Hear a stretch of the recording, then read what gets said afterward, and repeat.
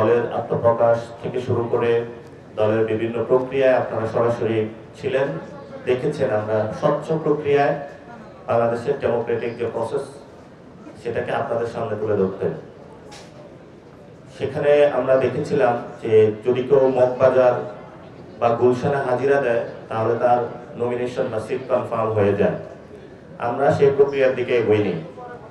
আমরা বলেছি যে তোমার বংশ পরিচয় কয়েকটা নির্দিষ্ট ফ্যামিলির যদি না হয় তাহলে তুমি ইলেকশন করতে পারবা, এবং সেজন্য অফলাইন এবং অনলাইনে আমরা পুরো বাংলাদেশ থেকে সবাইকে আহ্বান করেছি। করার পরে যেটা হয়েছে, লোয়ার মিডল ক্লাস থেকে আপার ক্লাস পর্যন্ত সবাই অ্যাপ্লাই করেছে, সবাই আমাদের সাথে মত বিনিময় করেছে। নারী, পুরুষ, আলেম, ওলামা, শিক্ষক, বুদ্ধিজীবী, লয়ার, ডক্টরস, ইঞ্জিনিয়ার সবাই এখানে এসেছে, এবং সাবেক আমলা, সাবেক মিলিটারি পার্সন সবাই এখানে এসেছে। সবাই উৎসাহ উদ্দীপনার মধ্যে দিয়ে জানান দিয়েছে যে আমি মগবাজার এবং গুলশান একটি রুমে হাজিরা না দিয়ে আমি জনতার কাতারে হাজিরা দিয়েছি এবং আমরা সংসদে যেতে চাই। এবং শাপলাকলির প্রতি মানুষের যে আস্থা, বিশ্বাস, সেটা আমরা এই সময়ে আপনারা দেখতে পাচ্ছেন অনেক বেশি আরো মানুষের মধ্যে বাড়ছে। এবং অনেকে আমাদেরকে জিজ্ঞেস করে যে স্বল্প সময়ে কখন আমরা শোডাউন দিব। তো আমরা হলো শোডাউন তো আসলে হুন্ডা বা গাড়ি বহর এগুলো নিয়ে দিতে চাই না। গত 24শে অগাস্টের 5 তারিখে পুরো বাংলাদেশের মানুষ সংস্কার এবং নতুন রাজনীতির পক্ষে ঢাকা শহর থেকে শুরু করে পুরো বাংলাদেশে শোডাউন দিয়ে দিয়েছে। ফলত অনেকে এখন ডেটা ক্যালকুলেশন যেগুলোতে এসেছে, এখনো মানুষ কাকে ভোট দিবে এটা ডিসাইড করে নাই। অর্থাৎ তারা অপেক্ষায় আছে কখন শাপলাকলি আসবে এবং সেই শাপলাকলিকে তারা জয়যুক্ত করবে। এবং আমরা 2 দিনে যেটা করেছি, প্রত্যেক পার্সনের সাথে 1-to-1 কথা বলেছি এবং এটা ইনশিওর করার চেষ্টা চালিয়েছি যে যাতে কেউ 24-এর ইলেকশন করেছে এমন কেউ নমিনেশন না পায়।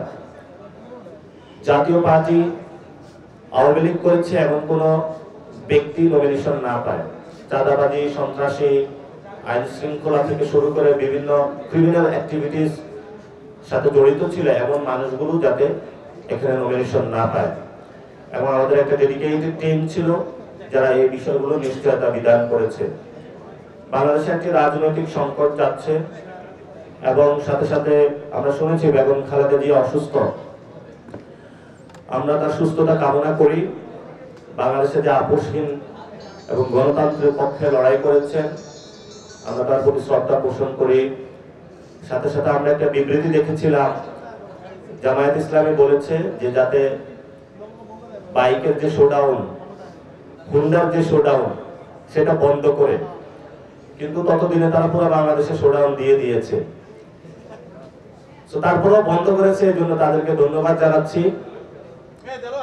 সাথে সাথে আমাদের এই যে পুরো বাংলাদেশে একটা ভূমিকম্পের আতঙ্কের পরিস্থিতি সৃষ্টি হয়েছে, সরকার এই বিষয়টি খুব সুন্দরভাবে হ্যান্ডেল করেছে এবং তারা একটার পর একটা পদক্ষেপ নিচ্ছে। আমরা সরকারকে বলবো, আমরা আসলে কোন সময় ভবন হেলে মারা যায় এই নিশ্চয়তা আসলে ঢাকা শহরে নাই। এই জন্য আপনারা একটু প্রিকশনে মানুষকে জানাবেন। এখন সায়েন্সের যুগ, কখন ভূমিকম্প হবে বা নিরাপত্তা বিধান, জনসচেতনতা প্রচার করা টেলিভিশন মিডিয়াগুলোর মাধ্যমে, এগুলো আমরা এখনো সরকার থেকে পাইনি। ফলত এই জায়গায় আমাদের উদ্বেগের জায়গা রয়েছে এবং ভবিষ্যৎ বাংলাদেশে আমরা একটি সুন্দর, ক্রেডিবল, গণতান্ত্রিক পরিবেশ নিশ্চিত করতে চাই।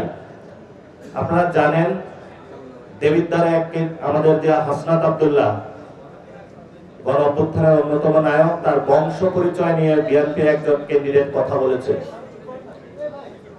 তো যাদের বংশ পরিচয় চাঁদাবাজি, যাদের বংশ পরিচয় সন্ত্রাস, যাদের বংশের সাথে লেগে রয়েছে দুর্নীতি, তারা আবার আমাদেরকে জিজ্ঞেস করে আমাদের বংশ পরিচয়। আমাদের বংশ পরিচয় তাদেরকে জানানোর জন্য স্পষ্ট বলছি, এই শীতের রাতে চাদর নামিয়ে একটু কান খুলে রাখুন। আমাদের বংশ পরিচয়, আমরা বাংলাদেশে একটি সংস্কারের বংশ চাই। আমাদের বংশ পরিচয় হলো এমন একটি বংশ যারা বাংলাদেশে চাঁদাবাজি চায় না।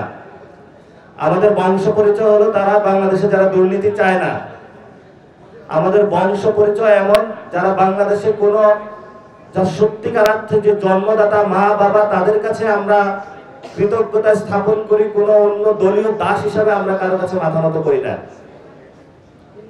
এগুলো যে সংস্কৃতি আপনারা মাঠে নিয়ে আসছেন, এই সংস্কৃতির মনোজগৎ আপনাদের পরিবর্তন করতে হবে। যদি পরিবর্তন করতে না পারেন তাহলে আমরা যখন কয়েকদিন পরে শাপলা করে নিয়ে মাঠে নামবো, আমরা পরিবর্তন করে দেবো ইনশাআল্লাহ। কারণ আমরা পরিবর্তন করতে জানি, পরিবর্তন অতীতে করেছি, পরিবর্তন ভবিষ্যতে করব। এবং দলীয় প্রশাসনকে হুমকি দিয়ে একটি দল চেষ্টা করছে। আমরা সেখানে প্রশ্ন রাখবো, শেখ হাসিনার ফাঁসি হয়েছে, এখন আওয়ামী লীগের দলীয়ভাবে বিচারের জন্য আমরা গণমিছিল করেছি। ৭১ সালে কি বাংলাদেশে জেনোসাইড হয় নাই? জেনোসাইডের জন্য তো অনেক পক্ষ দায়ী ছিল। তো জেনোসাইডের অভিশাপকে তো আপনি এড়াইতে পারবেন না। আমরা ২৪-এর জেনোসাইডের জন্য যেমন দল হিসাবে আওয়ামী লীগের বিচার চাচ্ছি, ৭১ সালে যেই সকল দল জেনোসাইডের সাথে সম্পৃক্ত ছিল আমরা তাদেরও বিচার দাবি করছি। আমরা একপাক্ষিক হতে পারবো না। এবং বাংলাদেশে যারা মাইনরিটি রয়েছে, উইমেন রয়েছে, লেবার রয়েছে, তাদের রাজনৈতিক সমাধান যদি আপনারা না করতে পারেন তাহলে যত ইলেকশনকে ক্রেডিবল চেষ্টা করেন না কেন, নির্বাচন পরবর্তীতে একই সংকট থেকে যাবে। এজন্য যেই সকল দল ফ্র্যাকশন বেসিসে, ইডিওলজি বেসিসে সমাজকে খণ্ড বিখণ্ড করছে, বাংলাদেশকে বিখণ্ড করার প্রচেষ্টা চালাচ্ছে, আমরা তাদেরকে আহ্বান জানাবো। আমরা বাংলাদেশের সিটিজেন বেসড আইডিয়া, মানুষের সেবা দেওয়ার যে মেন্টালিটি, সেটা নিয়ে পলিটিক্স করতে নেমেছি। আপনারা সেই প্রক্রিয়ায় আসুন। স্টেটকে জামায়াত ইসলামী বানাবেন না কেউ, স্টেটকে বিএনপি বানাবেন না কেউ। আমাদের রাষ্ট্রকে এমন একটি রাষ্ট্র বানাবেন যে রাষ্ট্রের মধ্য দিয়ে এখানে হিন্দুরা অধিকার পাবে, মওদুদিরা অধিকার পাবে, জামায়াত ইসলামী অধিকার পাবে, বিএনপি অধিকার পাবে, এনসিপি অধিকার পাবে, সমাজের প্রত্যেকটি পলিটিক্যাল পার্টি, সিভিল সোসাইটি সবাই নাগরিক হিসেবে মর্যাদা পাবে। এজন্য নির্বাচন আসছে, বড় একটি জায়গায় নির্বাচন কমিশন লেভেল প্লেইং যে ফিল্ডের আমরা কথা বলি, আমরা সেই জায়গাটা দেখতে পাচ্ছি না। নির্বাচন কমিশন একদিকে হেলে গিয়েছে এবং আমাদের বিভিন্ন এস্টাবলিশমেন্টের যে অংশ রয়েছে একটি দলকে ফেভার করা শুরু করেছে। এটা তো আসলে বাংলাদেশের গণতান্ত্রিক পরিবেশ যেটা আমরা গণ অভ্যুত্থানে চেয়েছিলাম, সেই যাত্রায় আমরা যেতে পারবো না। সেই জন্য ধর্মীয় ফেসিবাদ, চাঁদাবাজি, সন্ত্রাস, মামলাবাজি সব থেকে বেরিয়ে আমরা নতুন জনগণের পক্ষ শক্তি তৈরি করছি, যারা গণতন্ত্র সংস্কারের জন্য লড়াই করবে। সেই জন্য আমাদের যারা সহযোদ্ধা বৃন্দ রয়েছেন তাদের সাথে আমাদের কথাবার্তা চলছে। আমরা জনগণের একটি অ্যালায়েন্স মানুষের সামনে উপহার দিতে যাচ্ছি ইনশাআল্লাহ। আগামী কয়েকদিনের মধ্যেই বাংলাদেশের মানুষ একটি নতুন অ্যালায়েন্স দেখতে পাবে, যে অ্যালায়েন্সটা সংস্কারের পক্ষে, যে অ্যালায়েন্সটা নারীদের পক্ষে, আলেম ওলামাদের পক্ষে, দুর্নীতির বিরুদ্ধে, সন্ত্রাসের বিরুদ্ধে, চাঁদাবাজির বিরুদ্ধে। আজকে সাংবাদিক ভাইরা আপনারা এসেছেন, প্রথম দিন যে ভাই এখানে মনোনয়ন পত্র ছিল, আমরা আপনাদেরকে ইনভাইট করেছিলাম। আপনারা ঘুরে ঘুরে সব দেখেছেন, দেশবাসীকে দেখিয়েছেন। এখনো আমাদের ওপেন রয়েছে, আপনারা সবাইকে দেশবাসীকে দেখাবেন। আমাদের খুবই স্বচ্ছ প্রক্রিয়া। এই প্রক্রিয়ার মধ্যে একজন চাষাভুষা, একজন রিক্সা চালক এবং প্রান্তিক ছেলে হাসনাত আব্দুল্লাহর মতন, যে ঢাকা ভার্সিটিতে পড়াশোনা করে রাজনীতিতে আগ্রহী হয়েছে, জীবনে কখনো চাঁদাবাজি করে নাই, সেও স্বপ্ন দেখেছে পার্লামেন্টে যাওয়ার। আমরা আপনাদের ভয় দেখানোর যে সংস্কৃতি, এটা থেকে বেরিয়ে এসেছি।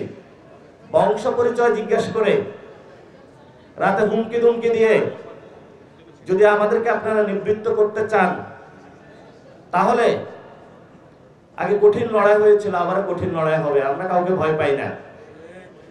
বিএনপি যদি আমাদের ভয় দেখায়, আমরা কি ভয় পাই? জামায়াত যদি ভয় দেখায়, আমরা কি ভয় পাই? আমরা কোনো ভয় পাই না। আমরা ভয়কে জয় করেছি।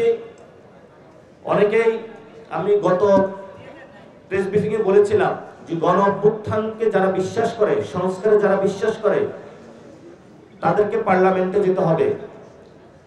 কারণ পার্লামেন্টে সংস্কার কার্যক্রমকে বাধাগ্রস্ত, বাস্তবায়ন কার্যক্রমকে বাধাগ্রস্ত, শেখ হাসিনার রায়কে বাধাগ্রস্ত করার জন্য এখনোই বিভিন্ন জায়গায় ভোটের মাঠে বক্তব্য দিয়ে যাচ্ছে। আমাদের আগামীর ব্যালট বিপ্লব হবে হ্যাঁ পক্ষে, সংস্কারের পক্ষে, গণতন্ত্রের পক্ষে। আমাদের এখানে ইনশাল্লাহ আপনারা যে স্বচ্ছ প্রক্রিয়াগুলো আমরা বজায় রাখবো, এবং আপনারা এখানে ঘুরে ঘুরে প্রত্যেকটা টেবিলে আপনারা যাইতে পারবেন যে কি প্রক্রিয়া আমরা সবার ভাইবা নিচ্ছি, কথা বলছি। আমরা এই পর্যন্ত 1000-এর উপরে ভাইবা নিতে সক্ষম হয়েছি। আরো কিছু রয়েছে, কিন্তু আমাদের এখানের যে ভাইবা সেশন, এটা ক্লোজ থাকবে। বাকি যাদের রয়েছে এটা আমরা অফিসে কমপ্লিট করব। এবং বিদেশ থেকে যারা কথা বলেছে, মনোনয়ন প্রত্যাশী ছিল, তাদের সাথে আমরা অনলাইনে কথা বলতেছি। সেই প্রসেসটা আমাদের চলমান রয়েছে, তাদেরকেও আমরা শেষ করব। এবং ইতিমধ্যে অনেকে কনসার্ন জানিয়েছেন, তাদের কাছে ফোন যায়নি। আমরা পুরো বাংলাদেশে যারা আমাদের মনোনয়ন আবেদনপত্র নিয়েছেন, আপনি ফোন পান নাই বা আপনাকে জানানো হয় নাই, আমরা একটা হেল্পলাইন ওপেন করেছি। আপনারা সেখানে যোগাযোগ করবেন অথবা আমাদের অফিসে চলে আসবেন। যে কোনো সময়, দিন রাত 24 ঘন্টা আপনাদের খেদমতে আমরা নিয়োজিত থাকব।